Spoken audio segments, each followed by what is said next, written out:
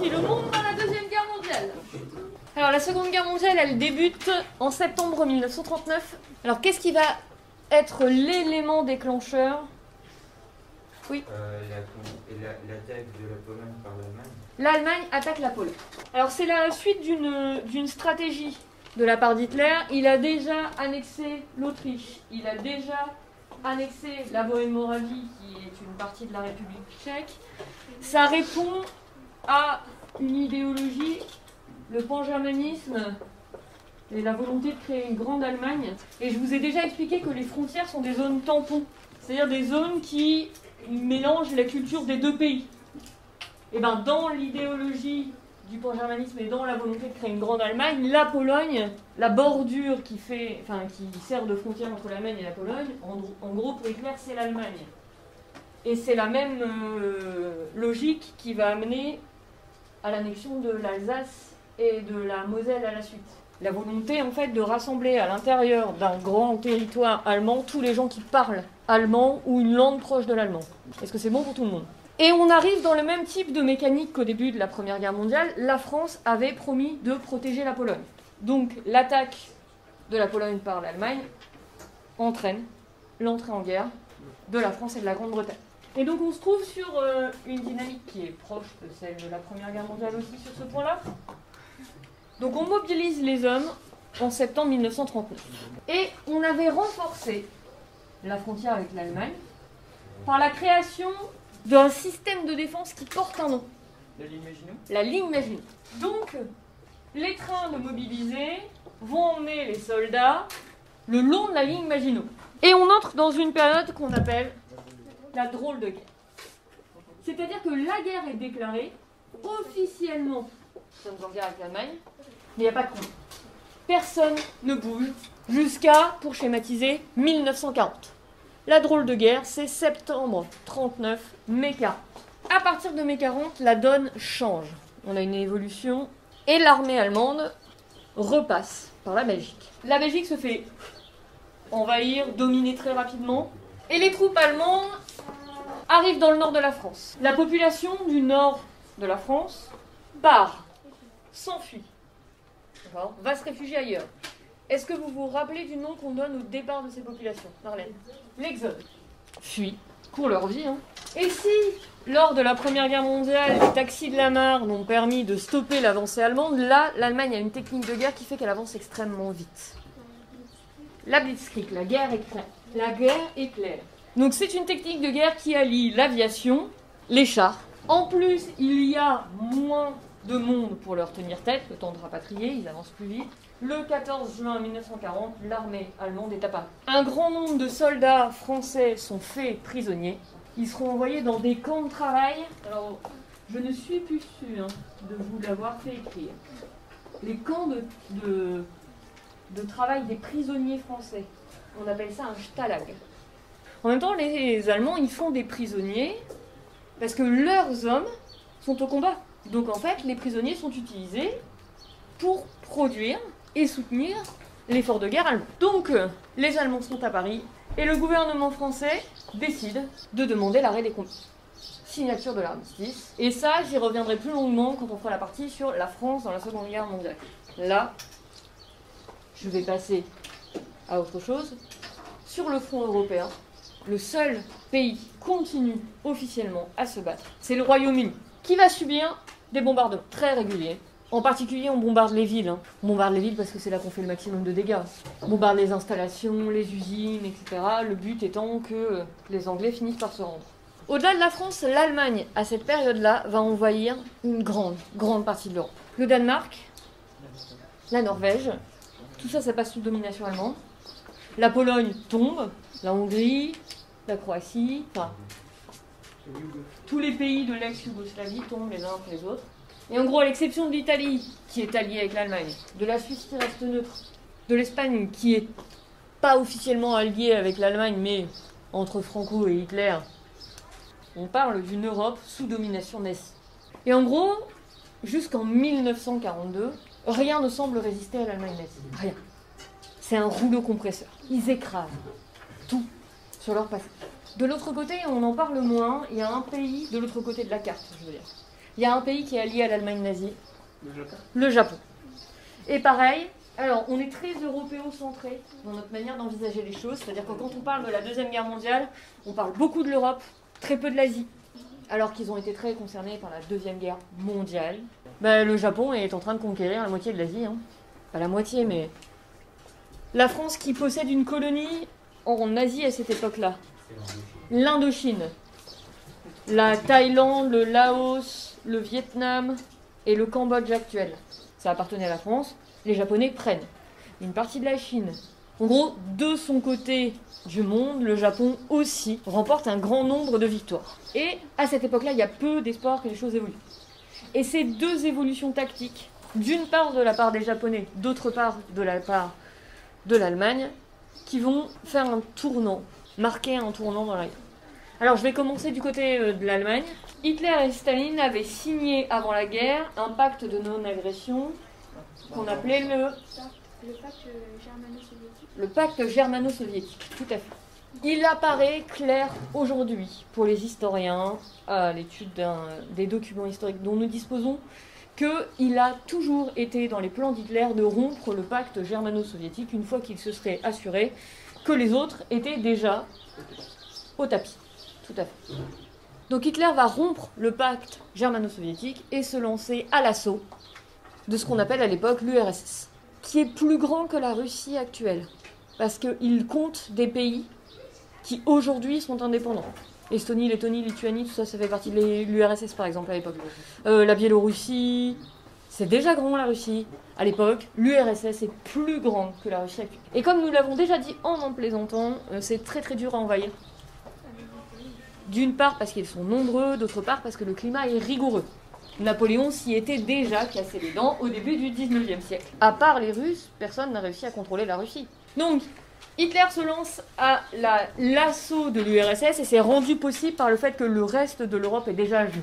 Et s'ils parviennent à prendre le contrôle de l'Ukraine, par exemple, ils vont vite se heurter à une forte résistance des Russes et au fait que de toute façon, Staline a dit qu'on ne compterait pas les pertes.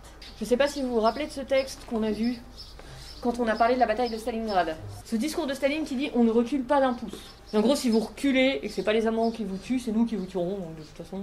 Et donc il y a une bataille qui est le symbole de ça, qui est le symbole de la résistance de l'URSS face à l'invasion nazie. Nous dit Stalingrad. Alors en plus c'est symbolique. Grad en russe, ça veut dire ville. Hein? Pour Hitler, faire tomber Stalingrad au-delà du stratégique, c'est un truc symbolique. Sauf que ça s'avère pas si facile. Que la bataille de Stalingrad, on va être sur une bataille longue, une bataille urbaine où les bâtiments de la ville en fait servent de rempart, de repères, parfois même de cachette pour certains soldats. On se bat dans les usines. Il y a une rivière qui traverse la ville et qui sert aussi de frontière naturelle entre les deux camps. Et l'hiver, la Russie, c'est rude comme climat. Mais eux, ils sont habitués. Les Allemands, moins. Et le ravitaillement devient difficile, vraiment très difficile. L'armée russe ne lâche rien et on en arrive à des cas où, pour se ravitailler, l'armée allemande en vient à manger, dans un premier temps, les animaux domestiques qui lui tombent sous la main. Et on a relevé des cas de cannibalisme. Ils vont mourir de froid. Ça a été documenté parce qu'il y a un journaliste qui couvre la bataille de Stalingrad. Il y a déjà des reporters de guerre à cette époque, qui va prendre des photos. Des photos d'en fait des corps des soldats allemands dans la neige, morts. Voilà. Ok ? Ça, c'est pour ce qui va marquer la fin des victoires en série de l'Allemagne nazie.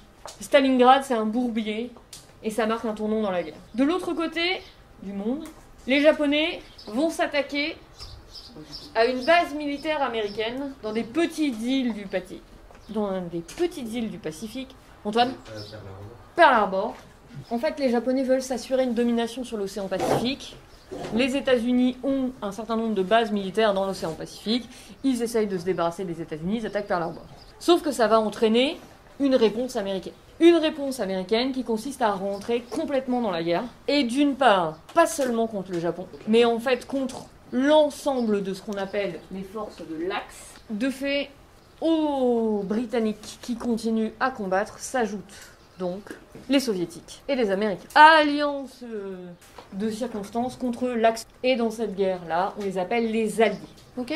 Alors, on parle généralement de la Seconde Guerre mondiale en la décrivant comme étant une guerre d'anéantissement, qui est un concept historique qu'on oppose parfois au concept de conquête. Dans le sens où, quand on réfléchit souvent aux guerres médiévales, l'objectif des chefs de guerre, c'était de prendre un territoire pour le garder et faire que la population qui était sur ce territoire, elle devient votre population aussi. Là, dans le principe d'anéantissement, c'est qu'on tue, qu'on fait disparaître. Alors, va s'organiser la reprise par les forces alliées des territoires conquis par l'Allemagne dans la première phase de la guerre. Alors, pour l'armée rouge, vous vous rappelez qui c'est l'armée rouge, Simon ? La Russie ? L'URSS, à cette époque. D'accord ? Mais cela dit, t'es du bon côté. Pour l'URSS, c'est une évidence par le côté par lequel ils vont commencer. Ils s'attaquent à la reprise des territoires de l'Europe centrale en avançant vers l'Allemagne. Ok ? Et ils vont également s'attaquer à la reprise de l'autre côté des territoires pris par le Japon. Leur objectif, du coup, c'est de faire reculer l'armée allemande jusqu'à l'intérieur des frontières de l'Allemagne. De l'autre côté, pour les Américains, ça nécessite une logistique un peu différente, ils ne sont pas sur le même continent. L'acheminement des hommes qui vont venir se battre nécessite du coup d'utiliser l'aviation, les bateaux, et on va organiser la reprise des territoires conquis. Alors on commence par les territoires d'Afrique. Alors, parce qu'une réalité que nous, on a parfois du mal à se représenter de notre 21e siècle décolonisé, c'est que la France dispose à cette époque d'un grand nombre de territoires qui se situent en Afrique. Que tous ne sont pas tombés. Alors, l'Afrique, c'est un petit peu compliqué. Il y a certains territoires qui sont tombés, c'est-à-dire qui se sont alliés au régime de Pétain, j'y reviens en deuxième heure, et d'autres qui ont continué à résister. Je ne sais pas si vous vous rappelez, mais c'est un fait qui est ultra méconnu, mais en fait, la majeure partie de la résistance en termes de nombre de personnes, c'est l'Afrique. La reconquête va donc passer par l'Afrique. Alors, il y a une bataille qui est Bir Hakeim. L'autre grand marqueur de la reconquête du territoire français, La Normandie. le débarquement de Normandie, date du débarquement de Normandie, Marlène, 6 juin 1944, qu'on appelle Le D-Day. D-Day, le jour J, c'est l'équivalent anglais. D-Day, jour J, c'est la même chose. 6 juin 1944. Alors, les Allemands ne sont pas totalement stupides. Ils se doutaient bien que, à un moment ou à un autre, il y allait y avoir une attaque par la mer, et donc ils avaient renforcé la présence sur les plages, et on appelait ça le mur de l'Atlantique, et la création de bunkers également beaucoup dans le nord de la France, parce qu'en fait c'est le lieu où l'espace maritime entre la France et la Grande-Bretagne est le plus mince. C'était là que ça paraissait le plus évident et le plus simple. Les Américains ne sont pas complètement stupides non plus. Ils sont passés là où le comité d'accueil était le moins important. Ok ? Donc on a débarquement de Normandie le 6 juin 1944, à l'aube. Donc les navires contenant des soldats britanniques, des soldats américains, quelques soldats français, pas très nombreux, mais un photographe, Robert Capa, pour documenter, qui a fait tomber son appareil photo dans la mer, qui fait qu'il nous reste très peu de photos. Il en a sauvé très peu. Mais ça a été documenté, il y a quelqu'un qui est là pour prendre des photos. Il travaille pour des journaux américains, en fait il renvoie ses photos en même temps. Les Américains, ils envoient des hommes se faire trouer la peau en Europe, ils aimeraient bien savoir comment ça se passe. Un certain nombre de soldats américains n'iront pas beaucoup plus loin que les plages sur lesquelles ils vont arriver. On parachute également un certain nombre d'hommes à l'arrière.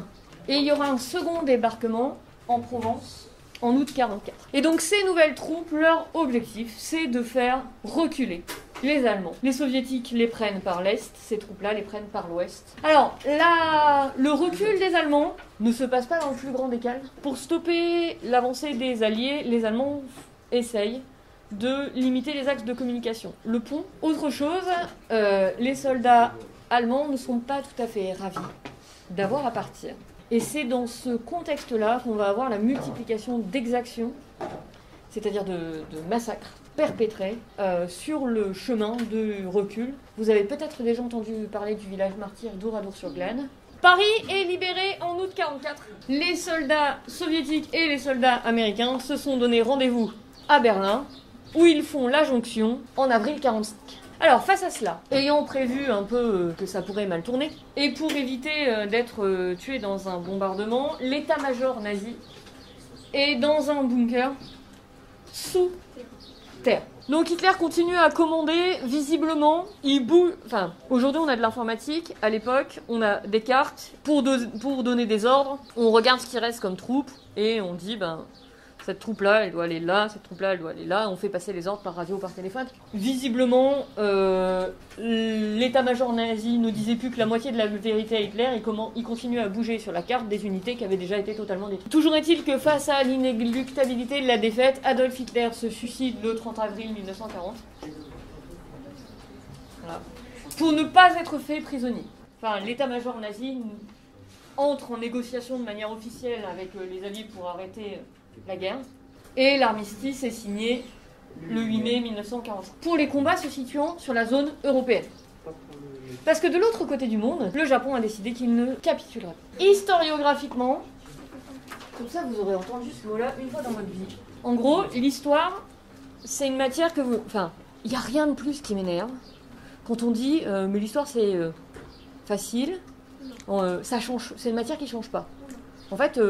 À quoi servent les chercheurs en histoire si c'est une matière qui ne change pas? En fait, il y a des documents qu'on trouve. En continuant à chercher, on trouve des documents qui font évoluer ce qu'on sait. Et donc, en termes d'historiographie, pendant des années, on a tenu un discours qui était à base de les Japonais ne voulaient absolument pas se rendre. Et ça, c'est vrai. Et donc, si les Américains décident de passer à l'étape supérieure, c'est pour forcer les Japonais à se rendre. Et en mettant la main sur des documents, en fait, on s'est rendu compte que c'était plus compliqué que ça. Alors, je vous le dis, si vous le retenez, c'est bien. Si le président américain décide finalement d'envoyer 2 bombes nucléaires sur le Japon, c'est pour que ce ne soit pas les soviétiques qui gagnent la guerre côté japonais. En gros, Staline prévoyait de débarquer avec ses troupes sur le sol japonais. Et ça aurait pris probablement plus longtemps, mais ils auraient fini, vu le rapport de force, par envahir le Japon. Les Américains les ont pris de vitesse avec 2 bombes nucléaires. C'est-à-dire qu'au-delà du fait que les Japonais ne veulent pas se rendre, qu'il y a une culture de fidélité à l'empereur et que tant que l'empereur n'a pas dit « on se rend », les Japonais continuent le combat, que l'état-major militaire japonais a eu la volonté de tenir le plus longtemps possible, il y a aussi le fait que le président américain n'a pas très envie de faire cadeau d'une victoire à Staline. Et ça se comprend d'autant mieux maintenant que vous savez que derrière ça, c'est la guerre froide. Donc toujours est-il que le 6 et le 9 août 1945, donc le 6 et le 9 août 1945, les Américains font usage d'une nouvelle arme qu'ils ont développée pendant la guerre, que pour l'instant ils avaient testé que dans le désert du Mexique, sur Hiroshima dans un premier temps, sur Nagasaki dans un second temps, l'objectif étant de forcer l'armée japonaise à la reddition, ce qui va plutôt bien fonctionner, parce que face à l'ampleur des dégâts, en termes de destruction, en termes de nombre de morts et en termes de blessés, tout ça, ça rentre dans la logique de la guerre d'anéantissement. Les Japonais ne voulaient pas se rendre, étaient capables de se battre jusqu'à la mort. Les 2 bombes nucléaires, c'est aussi un symbole de la guerre d'anéantissement. Et en plus de ça, c'est les civils, les principales victimes. Sont victimes physiquement, parce que soit ils sont morts, soit ils sont blessés, soit ils auront les séquelles par irradiation pendant tout le reste de leur vie, et ça se passe en plus de génération en génération, du coup c'est vraiment la punition. Le Japon signe sa reddition le 2 septembre 1945, et on considère que c'est la fin officielle de la Seconde Guerre mondiale.